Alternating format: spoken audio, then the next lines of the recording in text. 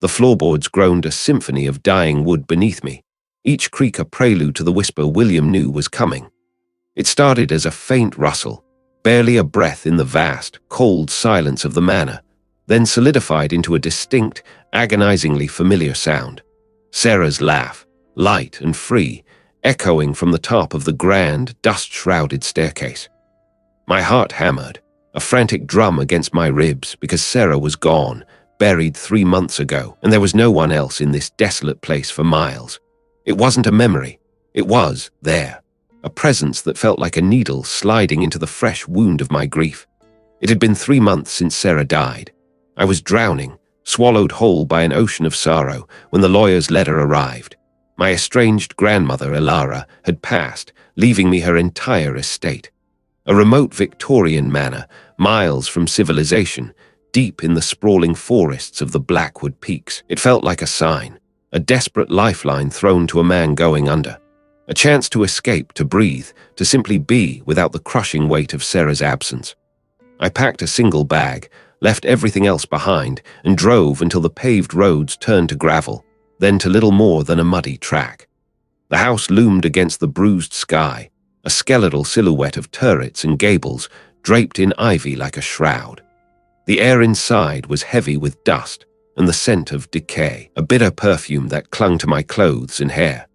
William told myself it was just the ancient house settling, the drafts of time, but the hair on my arms prickled with an unwelcome certainty that it was something more. My first few days were a blur of unpacking and attempting to make the manor habitable. The electricity flickered more often than it held steady. The plumbing gurgled with a life of its own, and the vast rooms swallowed light whole. William found myself drawn to the forgotten corners, the places time had overlooked. In the library, shelves buckled under the weight of leather-bound tomes, their pages brittle with age. Behind a forgotten tapestry, William discovered a small, larked mahogany chest, intricately carved with symbols William didn't recognize, swirling lines that seemed to writhe and intertwine. What secrets did it hold, tucked away like a forgotten treasure? Not Sarah's voice this time, not yet. Just indistinct murmurs, like a hushed conversation in the next room, just beyond the threshold of understanding. William'd freeze, straining to hear, but the sounds would dissolve into the background hum of the house, leaving me wondering if William'd imagined them. There was the isolation getting to me already. My grief was a gaping wound, after all, and William knew how it could twist the mind. Yet, the feeling of being watched, of not being alone, persisted. William tried to rationalize it all. The flickering lights, faulty wiring in an ancient house, drafts, the wind, or the creaks and groans of settling timbers playing tricks on my ears. William even called an old colleague, Mark, hoping to ground myself in reality. "William, you sound like you're losing it," he'd chuckled, his voice tinny and distant over the crackling line. "It's a big, old house, man.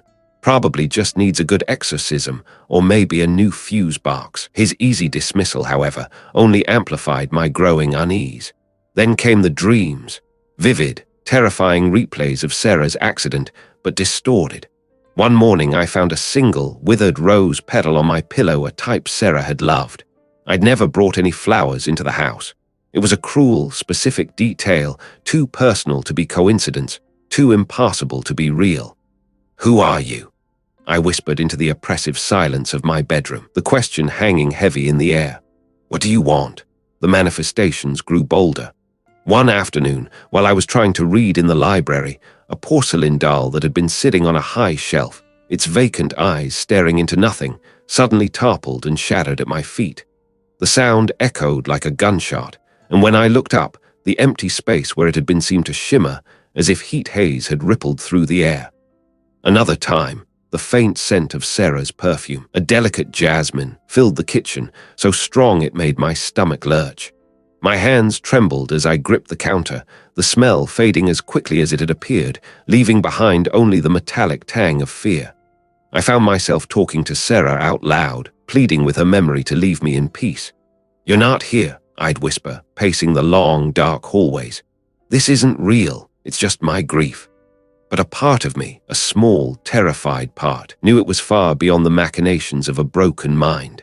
One evening, I was in the study, trying to distract myself with a book, when I heard it again. Sarah's voice. It was a plea. "William, help me." It came from directly behind me, so clear, so real. William felt his breath on my neck. William froze, every muscle screaming in protest, too terrified to turn around. My heart threatened to burst from my chest. When the lamp flickered back on, William spun around, my breath ragged, sweat stinging my eyes. Nothing. Just the empty room, the dust motes dancing in the dim light.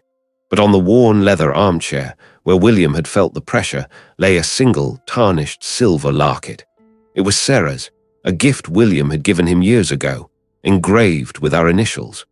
William had meticulously packed it away with him, other precious keepsakes, locked in a safe deposit box at the bank.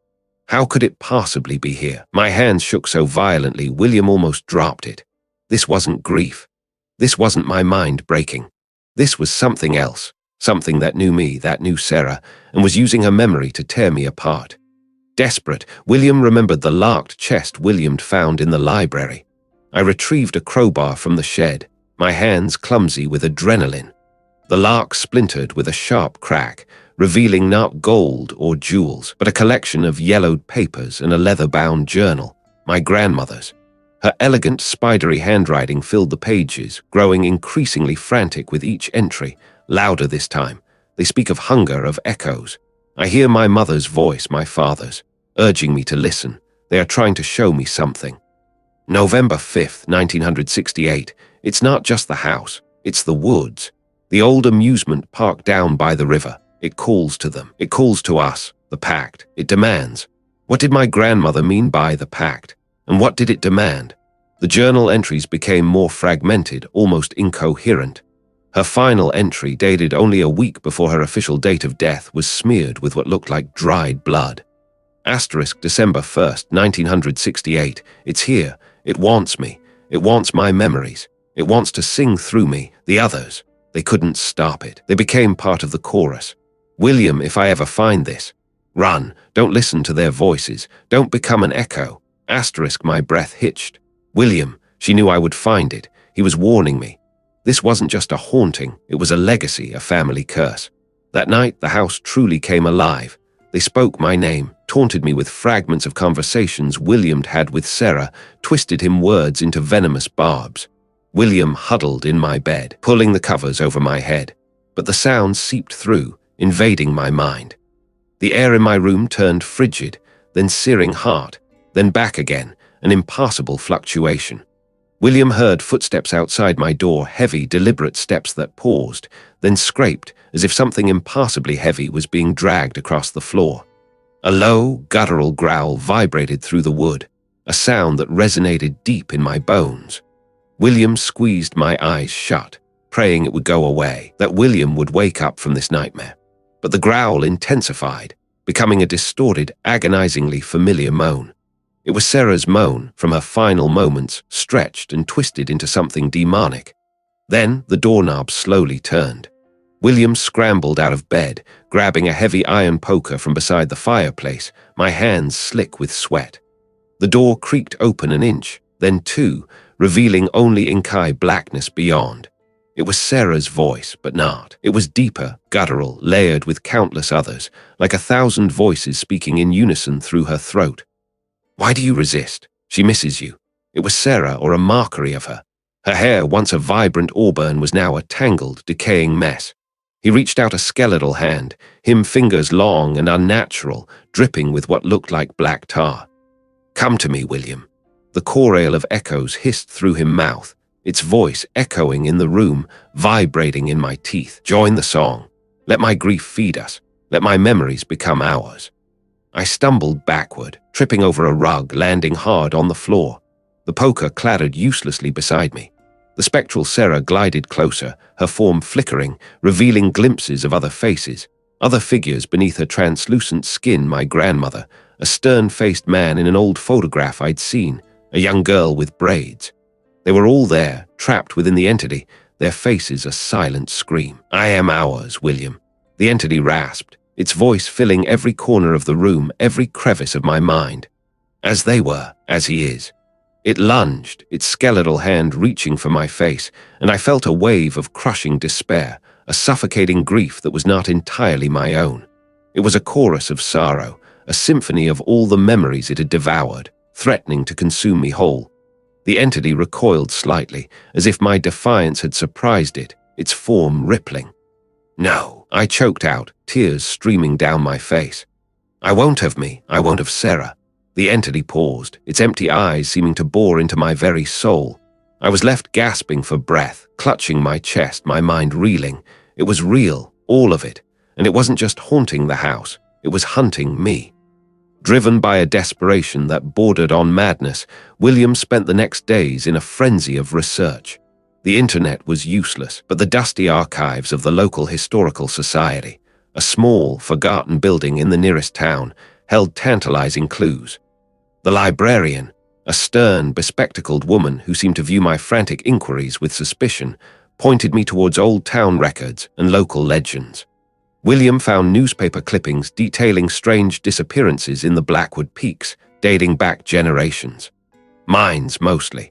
Some say it's the old amusement park, too. Built on strange ground. Never prospered, that place. People always felt ill there or heard things. The derelict amusement park, my grandmother's journal, my article, it all converged. William needed to go there. William needed to find out what strange ground meant, what secrets that forgotten place held. It was a long drive, deeper into the forest, the road becoming little more than a muddy track again. A Ferris wheel stood sentinel against the bleak sky, its empty carriages swaying mournfully in the wind, groaning like tormented souls. William wandered through the decaying grounds, my camera forgotten in my hand, documenting not for an article, but for my life. The air here was heavy, charged with a palpable sense of sorrow and abandonment. In the ruins of what looked like a funhouse, the mirrors were shattered, reflecting distorted fragments of the decaying walls, of my own terrified face. Beneath a collapsed roller coaster, half buried in nettles and brambles, William found it, a small, weathered stone marker, almost entirely consumed by moss. It wasn't a gravestone. Etched into its surface, barely legible, were the same swirling, intertwining symbols I'd seen on my grandmother's lark chest, and beneath them a single word, pact. My heart hammered against my ribs. This was it. This was the nexus my grandmother spoke of. This was where the chorale of echoes held its sway, where the pact was made. They were no longer just sounds.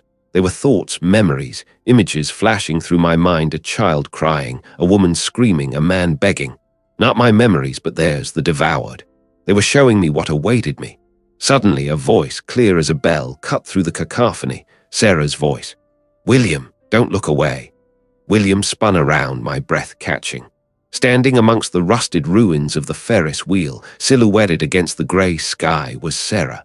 Real Sarah. Her face was soft, her eyes full of love, a gentle smile playing on her lips. "We can be together again, forever." My heart ached with a longing so profound it nearly brought me to my knees. To see her again, to touch her, to escape this nightmare. It was everything William wanted. My hand instinctively reached out. Her eyes. Though beautiful, they were too still, too perfect.